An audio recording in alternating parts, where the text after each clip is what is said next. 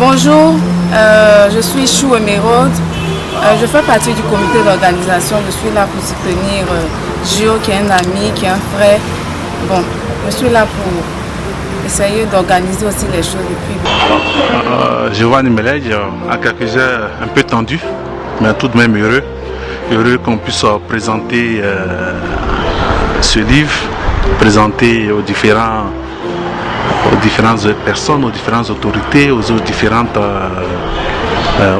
acteurs du livre surtout, pour qu'ils apprécient le travail qui a été fait, mais surtout la problématique qui a été évoquée. Et j'espère que nous allons passer un bon moment. Moi, la nièce de l'écrivain Giovanni Meledj. Chers invités, parents d'élèves, je vous demande d'accueillir mon tonton Giovanni Meledj.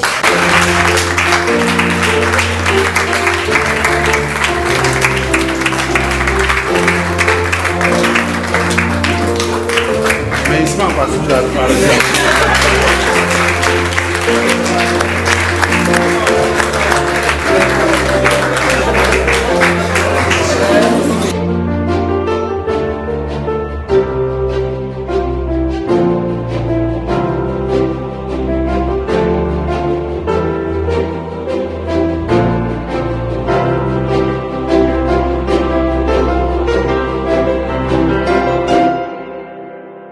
Merci Méliane. Est-ce qu'on peut applaudir Méliane encore?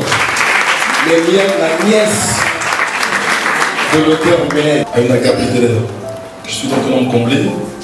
Mais ma joie est d'autant plus grande que le banquet qui nous réunit évoque l'amour. Aujourd'hui, 14 février, ce serait la fête des amoureux. Je l'ai appris ce matin. Mais oui, j'ai appris ça ce matin. Mais de même que toute conscience est conscience de quelque chose, comme le pensait Husserl, tout amour est amour de quelque chose. Et des amours, il y en a en quantité industrielle. Des amours passionnés, des amours perdus, des amours volés, des amours inattendus, des amours loufoques et des amours pleins d'espoir. Nous avons choisi l'amour des lettres. Cet amour-là nous va bien. Giovanni nous avait déjà donné rendez-vous au banquet d'amour littéraire avec sa première œuvre, Scandale d'amour, paru, je crois, en 2013. Et voici qu'il nous revient de fort belle manière avec Journal intime. Un ouvrage dont la première de couverture, des plus expressives, explose la vue d'un cliché saisissant. Comment dire ce mot? Une bombe anatomique s'étale dans toute l'alchimie de son architectonique, faisant saliver le titrologue moyen. Mais il nous faut aller au-delà du titre. Il nous faut franchir les barbelés de la superficialité pour toucher au cœur du texte. Le journal intime de Giovanni est une invitation à une lecture, me semble-t-il, tout en nuances. Je vous proposerai volontiers une méthode de lecture de ce livre que je pressens précieux. Lumière tamisée, ambiance feutrée, silence confortable. Je n'en doute pas, vous saurez savourer toutes les confidences de ce journal qui s'annonce d'or pur. Je n'ai pas l'ambition ce soir de vous entretenir sur le contenu de l'œuvre. Je me limiterai donc à saluer la constance de Giovanni, et je saluerai aussi son sens de l'action civique. Oui, car pour moi, la production d'une œuvre littéraire est un acte citoyen, un effort salutaire d'éducation publique. Merci Meledj pour la belle œuvre que tu nous offres. Victor Hugo ne disait-il pas, ouvrir une école, c'est fermer une prison. Nous disons, écrire un livre, c'est fermer 1000 géants. Car toute école est nourrie aux mamelles du livre. Merci Meledj, merci Giovanni de fermer 1000 prisons et surtout, par là, d'ouvrir une porte nouvelle à notre authentique émergence. Je vous remercie. Le titre de l'ouvrage explique peut-être pourquoi il a choisi le 14 février, jour de célébration de la Saint-Valentin, pour organiser cette cérémonie. Mais ne l'ayant pas lu, je ne peux pas vous l'affirmer. Dans tous les cas, de son premier ouvrage à ce deuxième, on voit bien que notre cher Meledj va de plus en plus à la rencontre de l'amour. Mais on peut le comprendre parce que sa petite femme est vraiment là auprès de lui et je pense qu'elle t'inculque cette valeur universelle et tellement nécessaire au milieu des hommes, n'est-ce pas? N'est-ce pas, Corinne? Giovanni est un pur produit de la Fondation Begna International. En tant que directeur de cette fondation, j'ai eu à travailler avec lui, comme je le disais, et à le coacher dans le cadre de l'appui que nous apportions aux associations d'étudiants juristes de Côte d'Ivoire, l'AEGCI, dont il était le secrétaire général. Il a su s'attacher aux valeurs d'excellence et à la qualité du travail bien fait. Je me réjouis de sa carrière professionnelle en tant que communicateur et laquelle il joint depuis quelques années une carrière d'écrivain qui s'enrichit avec la sorte. Persévérer dans l'excellence et dans une démarche de perpétuelle amélioration dans tout ce que tu feras. Je souhaite que Journal Intime rencontre un grand succès et l'appréciation des lecteurs et amoureux du livre. Je vous souhaite une excellente cérémonie à tous et je vous remercie. Président de l'Association des écrivains de Côte d'Ivoire, notre président, Madame Fontaine, Mesdames, Messieurs. Des hommes, il appelle cela l'amitié. Celui des femmes, l'amour. Et celui des livres, la connaissance. Nous sommes à un moment important aujourd'hui parce qu'il s'agit non seulement de parler du commerce des femmes, jour de Saint-Valentin, mais aussi du commerce des livres à cette cérémonie précise. Il s'agit de connaissance, il s'agit de savoir. Et M. Giovanni Meledge a sollicité le parrainage du Premier ministre Charles Konan Banny, homme de livre, homme d'esprit. Il aurait voulu être là, c'est ce qu'il m'a dit. Il aurait bien voulu être là pour entendre tout ce qui va se dire et pour dire aussi, pour qu'on puisse entendre. Mais il a eu un programme très compliqué. Il m'a demandé de le représenter, de dire à M. Meledge qu'il le soutient, qu'il le remercie et qu'il le félicite, de lui dire qu'il va le recevoir très bientôt pour que les deux puissent échanger, se parler. C'est la première nouvelle que je vous apporte aujourd'hui.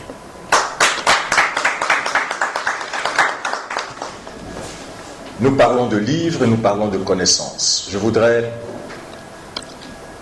vous faire partager deux petites choses. J'étais au Maroc et j'ai eu cette chance de croiser une dame du nom de Nouad Mansouri, pour votre don de l'écriture. Et si vous pensez que vous n'avez pas le don de l'écriture par pure modestie, merci pour votre patience. Permis à tous les deux de nous rapprocher, de nous connaître et de devenir des amis. J'ai connu sa famille et lui la mienne. Aujourd'hui, je peux dire presque exactement qui est Giovanni. Et je pense qu'il peut le faire aussi pour moi.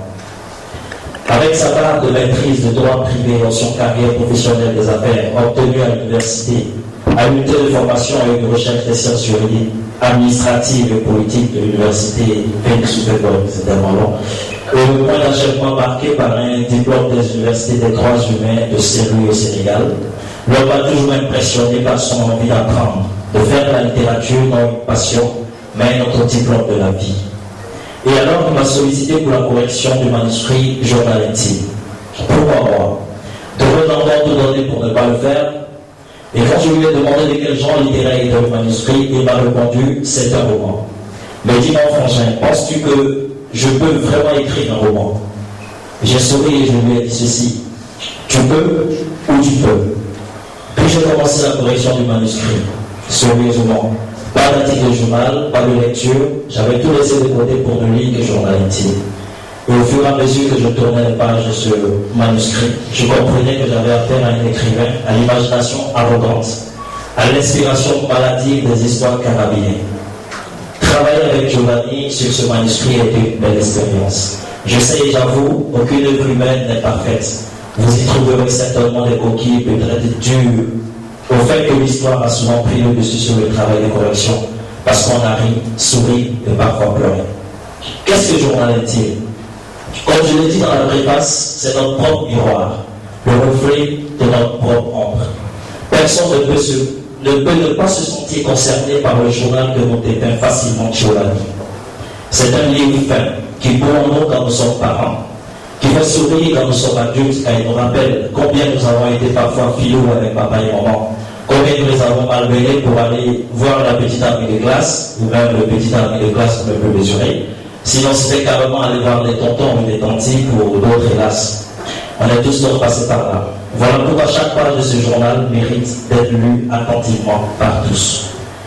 Sophie, jeune adolescente, studieuse, mais surtout, et ne le cachons pas, pucelle, tombe amoureuse d'un gentil jeune garçon de sa classe.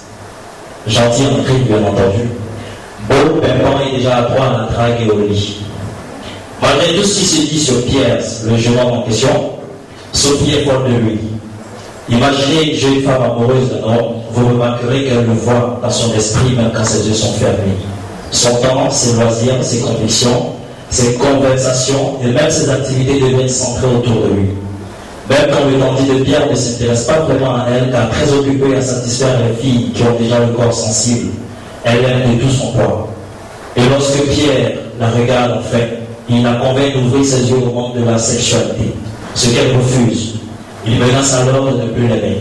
Et de surcroît, elle se voit rattrapée par la loi de notre génération rapide, la génération pressée en griffe. Ses camarades de classe qu'elle côtoie chaque jour donc se moquent d'elle, parce qu'à son âge, il est difficile, voire incroyable d'être pucelle. Elle n'explique rien à ses parents de peur d'être rejetée ou traitée de tous les noms. Elle cache ses petites blessures dans un cahier qu'elle appelle journal intime. Ses nuits sont noires, ébouffées par les menaces de Pierre qui menacent de la quitter pour toujours. Mais comme la mort n'est pas aveugle dans ce cas, la petite innocente voit son amoureux la fuir. Elle décide alors de réunir tous les conseils des parents qui lui exigent le travail d'abord, le mariage ensuite, avant de poser sur le drap de l'homme. Elle part faire la fausse et elle devient comme toutes ses camarades qui appellent enfin que leur ami est de une femme. Mais Pierre est à l'école ce que le lapin est avec les femelles. Après avoir ouvert notre jeune Sophie, le petit frivole se refait d'autres lunettes. Il y a à voir ailleurs.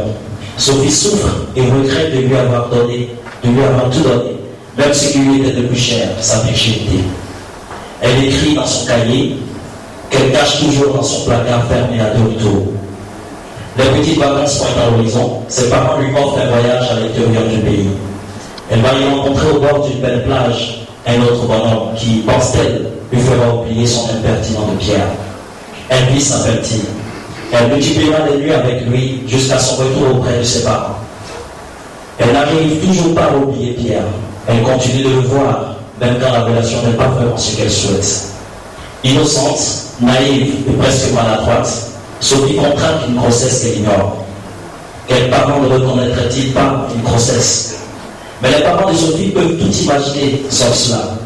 Elle est peut-être malade, souffre d'un palud ou d'un surménage, mais elle ne peut pas être enceinte. Elle fond tous les soirs dans son lit, sort son petit cahier et note tout ce qui lui arrive. Ce sont ses amies Dina et Valérie qui lui ouvriront les portes du savoir comme dans leur jargon. Sophie ignore qui est l'auteur de sa grossesse. Elle appelle ses deux amoureux Pierre et Elvis qui lui claconnaient qu'ils ne peuvent pas mettre enceinte. Elle leur demande de l'aide financière pour avorter, mais rien. Ces deux dandys n'ont que leur corps pour égayer les filles de leur lycée ni de plus. Avec d'autres l'aide de ses amis, Sophie, à peine pubère, passe à l'avortement malgré toutes les difficultés. La peur du rejet de ses parents.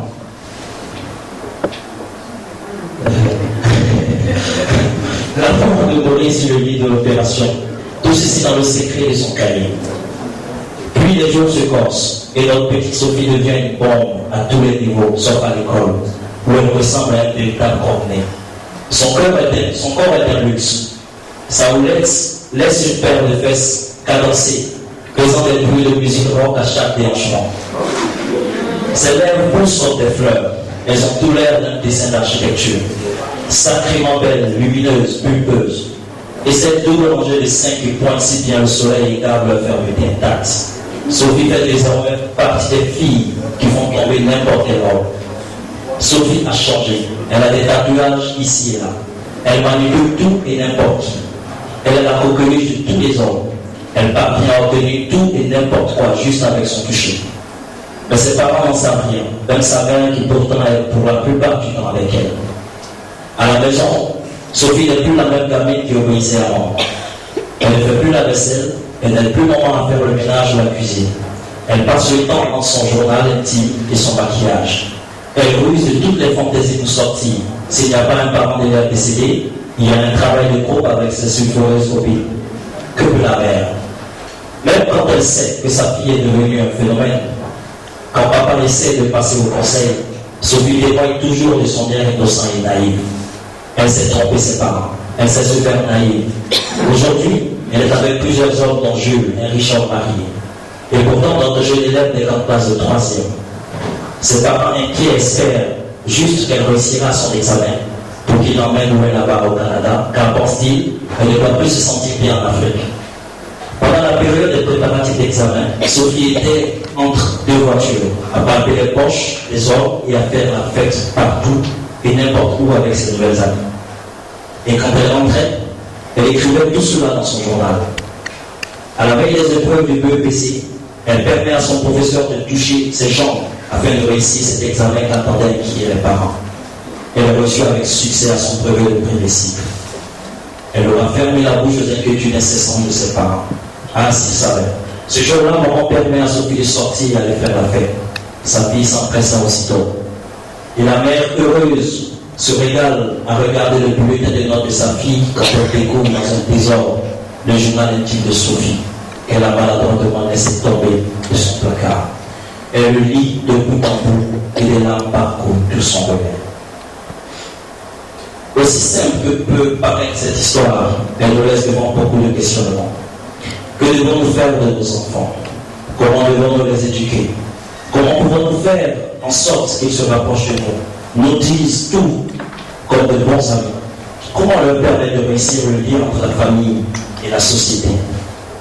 Les hommes de cette salle, même s'ils ne l'avouent pas, le Génébo, ont été parfois des pierres, souvent des vices. Il y a toujours cette chose qu'on refuse d'assumer, la peur du rejet. Remarquez, tout enfant nouveau-né n'a que deux sortes de peurs, la peur de tomber et la peur de bruit assourdissant. Toutes les autres formes de peur, nous les acquérons au fur et à mesure que nous grandissons, à cause des parents ou souvent à cause de la société. Que va-t-on penser de moi? Mais surtout, vous avez besoin de vos parents. Ceux-là sont eux vos vrais amis. Ce sont eux vos premiers recours, ce sont eux qui sucent les puces qui démangent votre vie. Chers parents, je veux être peut-être dur, mais qui ne dérange pas se mange. Ne faisons pas des enfants pour la société, faisons-les pour nous, pour les générations à venir. Regardez, le processus d'accouchement de l'éducation ne se fait pas sans douleur. Il y a un prix à payer. Et laissez-moi vous dire, si vous n'êtes pas disposé à payer le prix pour éduquer vos enfants, la perdition aussi a un prix, encore plus coûteux que celui de l'éducation. Mais dans les deux cas, et dans tous les cas, la vie vous réclamera son dû. Alors optons à ne pas finir opprimé, déprimé, angoissé, jaloux, calomniateur, dépointé. Optons à ne pas regretter d'avoir fait ces joyaux qui sont nos enfants. Vive le livre, vive la littérature, cette belle dame Jean de Gazelle qui nous réunit autour de ce beau livre. Vive la réussite. Merci à toutes et à tous.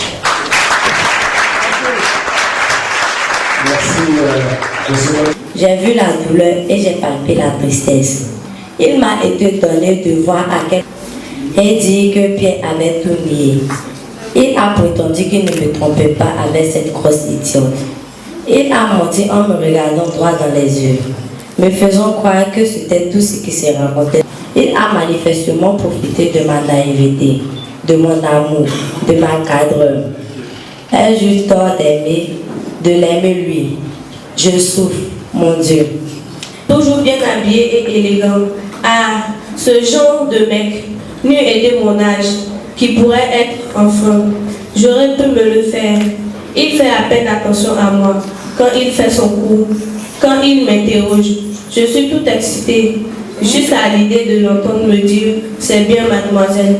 Mesdames et messieurs, tous en vos grades et qualités respectifs, je voudrais vous remercier pour votre présence ce soir. En tant que bon juriste, je voudrais structurer ma prise de parole et vous dire que, ayant le micro en main, j'interviendrai sur deux points majeurs. Le grand 1, les remerciements. Le grand 2, le livre. Mesdames et messieurs, permettez-moi que je puisse me soumettre à cette obligation de reconnaissance à laquelle je me sens attaché, car comme l'a dit Jean de la Bruyère, il n'y a guère au monde un plus bel excès que celui de la reconnaissance. Et je voudrais remercier certaines personnalités et certains amis qui m'honorent de leur amitié, mais aussi qui, dans le cadre de la préparation de cet événement, de cette dédicace, mais aussi de la conduite de cette aventure littéraire, ne cessent de m'apporter leur soutien et ne cessent de m'apporter, de me faire du bien. Et je m'en voudrais de ne pas saisir cette occasion solennelle pour leur dire merci. Je commencerai par Madame Fontaine, la directrice de la Fondation Bénin International, comme elle l'a dit tout à l'heure, une fondation qui offre des bourses d'études aux étudiants excellents et qui les oriente vers les universités les plus prestigieuses au monde. Une Française, mais qui connaît la Côte d'Ivoire plus que la moitié de tous ceux qui sont dans cette salle. Et qui est venue en Côte d'Ivoire au moment où ma naissance n'était même pas à l'ordre du jour entre mon père et ma mère. Je voudrais vous dire merci pour tout ce que vous m'apportez.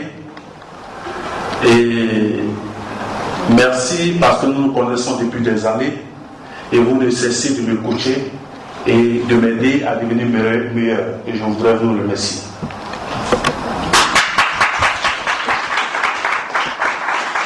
Docteur Dion, vous transmettrez au Premier ministre Charles Konan-Banding que j'aurais aimé l'avoir à mes côtés. Ça aurait été la première fois et j'aurais pris des photos à les regarder pendant toute mon existence et je l'aurais même montré à mes enfants en leur disant que j'ai rencontré le Premier ministre Charles Konan-Banding.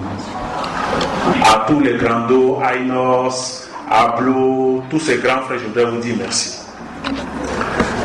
À ceux à qui je n'ai pas dit merci, considérez que ce n'est qu'un oubli.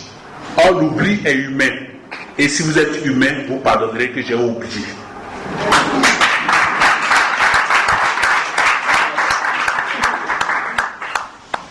Je voudrais dire merci à mon comité d'organisation. Rodi, merci d'avoir pris de ton temps pour animer cette cérémonie. Quand moi-même je vois tes photos sur Facebook, les cérémonies, tu animes où le Premier ministre est là. Moi-même je sais que ma cérémonie a pu perdre du temps. Mais merci d'avoir fait le déplacement. Merci beaucoup. Ariel, je veux que tu te lèves pour qu'on puisse te saluer. Voilà. On a imposé, le comité d'organisation s'est imposé une tenue. On a dit qu'il faut que chacun prenne la tenue de sa région. Et Ariel a dû batailler parce que c'est la tenue de sa région, il devait assumer ça. Même si ce ne se sent pas élégant dedans, c'est sa région. Voilà. Merci Ariel pour ta contribution. Les membres du comité d'organisation est moins lu au niveau du nombre qu'en Europe. Voilà, Madame Fontaine dit qu'ici les gens lisent pas. Scandale d'amour ici coûtera 5 000. Achetez Scandale d'amour. Et lorsque le journal intime, nous aurons réglé ce problème, nous allons communiquer sur les lieux de vente et vous pourrez vous procurer ce journal intime qui est à 3 500. Achetez Scandale d'amour. En France, on lit beaucoup.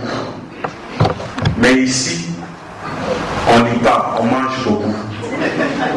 Et donc, quelqu'un qui a 5 000 préfère ne pas acheter Scandale d'amour, mais acheter un poulet qu'il ira déverser dans les toilettes qu'un livre. Donc, Scandale d'amour est disponible. On va parler des journaux intimes. S'il n'arrive pas à le régler, on va parler des journaux intimes. mais vous pourrez payer 40 d'amour. Après, nous allons communiquer, le comité d'organisation va communiquer sur les lieux de vente pour que vous ayez un journal intime au prix de 3500 francs. Donc, contre le fait qu'une mère de famille ou qu'un père de famille lise le contenu du téléphone de sa fille, et que le fait que la mère ait pris le journal intime de sa fille, l'ouvrir et lire, elle estime que c'est une violation de la liberté de l'enfant. Lorsqu'elle m'a dit cela, je lui ai dit, madame, je comprends. Qu'on est dans une... Et madame Mouraté est là, madame Fontaine est là, certainement qu'elles interviendront sur ce point-là. Mais moi qui ne suis pas occidental, je lui ai dit, madame, moi je ne suis pas occidental, je ne vis pas dans une société occidentale. Il y a certainement peut-être une éducation sur ce point-là. Mais chez moi au pays, ton journal intime, on va prendre, on va lire, ta mère va lire, elle va te frapper, elle va te mettre piment dans tes yeux, et après, tout le quartier va lire ce que tu as fait. Mais ça, c'est chez moi. Mais des deux éducations. Avant, elle était exemplaire. Mais dehors, Sophie, à l'école, était la star de l'école. Faisait partie des élèves que tous les élèves de terminale voulaient avoir comme petite amie. Sophie faisait partie des élèves, des jeunes filles que les professeurs voulaient avoir comme petite amie. C'était la star. Vous aurez donc un enfant habillé dans son bleu blanc que vous avez fait coudre chez le tailleur du quartier. Vous avez rendu la jupe paysanne avec les épaulettes. Tout cela pour que aucun visage ou aucun œil masculin n'aille sur un corps frêle enveloppé dans une jupe paysanne. Et on dit, oh, c'est une petite fille, elle est habillée comme une petite fille. Mais lorsqu'elle quitte la maison, elle raccourcit sa jupe. La paysanne devient une jupe mini, courte, avec une tenue. Pour la dédicace de l'écrivain Giovanni Melej, moi ça ne me surprend pas ce que je lis de Giovanni. Je fais partie de ses proches, je le fréquente, je sais à peu près c'est quel genre de personne, comment il réfléchit, comment il écrit. Et quand je lis aujourd'hui journal intime, je suis vraiment noyé dans un flot de sentiments. Parce que Giovanni a touché un point sensible de la société, l'éducation de nos enfants. L'image est une image piège. L'image de couverture du livre de Giovanni est une image piège. Parce qu'elle interpelle. Le lecteur qui la voit quand il saisit l'œuvre, il se dit directement que c'est une histoire qui parle de sexe, c'est une histoire qui parle d'amour. Mais au-delà de l'amour, il y a cette histoire qui est réelle, ce point de société qui souffre dans le silence de l'éducation de nos enfants. Le journal intime est en fait un procès que Giovanni fait à la jeunesse puérile. Cette jeunesse qui marque la transition entre l'âge, je dirais, de 14-15 ans à 18 ans. Et Giovanni Melej a su faire ce procès-là. Je lui tire mon chapeau parce que franchement, ce livre-là peut être une source d'inspiration pour en créer d'autres, pour mettre également des scénarios motivés à créer des films là-dessus. Donc voilà, chapeau à Giovanni tout simplement. Je suis José Guébo, écrivain ivoirien. L'œuvre Journal intime de Giovanni Melej est un roman qui est une maison à plusieurs entrées, puisque les thématiques que l'œuvre aborde sont des thématiques plurielles. Il est question de parler des rapports entre les enfants et leurs parents, mais traite aussi de la question des amours juvéniles. Bien écrit et qui mérite d'être lu attentivement par les différents parents, mais qui mérite d'être lu aussi par les jeunes gens. Car nous sommes, comme je l'ai dit, des populations en mouvement et la culture est dynamique. Il faut éviter de s'épuiser dans un champ qui est clôturé parce que on s'enrichit par le commerce, à la rencontre des cultures. J'ai été particulièrement marquée par cette cérémonie de dédicace parce que l'œuvre, bien au-delà de ce que la couverture nous permet de voir, bien au-delà de ce à quoi la couverture nous permet de penser, on voit qu'il s'agit d'une œuvre qui pourrait véritablement être un support au niveau de l'éducation nationale. Parce que comme on le dit, l'éducation nationale a donné les statistiques de grossesse en milieu scolaire. Les chiffres sont vraiment élevés. Et je pense que Journal Intime instruit un questionnement. Et qui dit questionnement parle d'ébauche de solutions. Qui dit questionnement parle de possibilité d'aller en profondeur des problèmes afin de voir quelles solutions trouver pour pouvoir pallier à différentes choses. Donc pour ma part, c'est un livre qui devrait véritablement être vulgarisé dans les écoles. Ça devrait être pratiquement un support de formation. C'est vrai, on le dira, il y a des parties qui semblent un peu trop posées pour des enfants. Mais c'est le quotidien de ces enfants qui est décrié. C'est le vécu de ces enfants qui est dépeint dans ce livre. Donc, ce que moi je peux dire, c'est que Journal Intime, c'est un livre dont je recommande la lecture à tous. C'est un livre que je recommande en milieu scolaire. C'est un livre que je recommande à tous les parents en tant qu'adjuvant pour l'éducation des enfants. Ok, nous vous remercions. Il n'y a pas de quoi.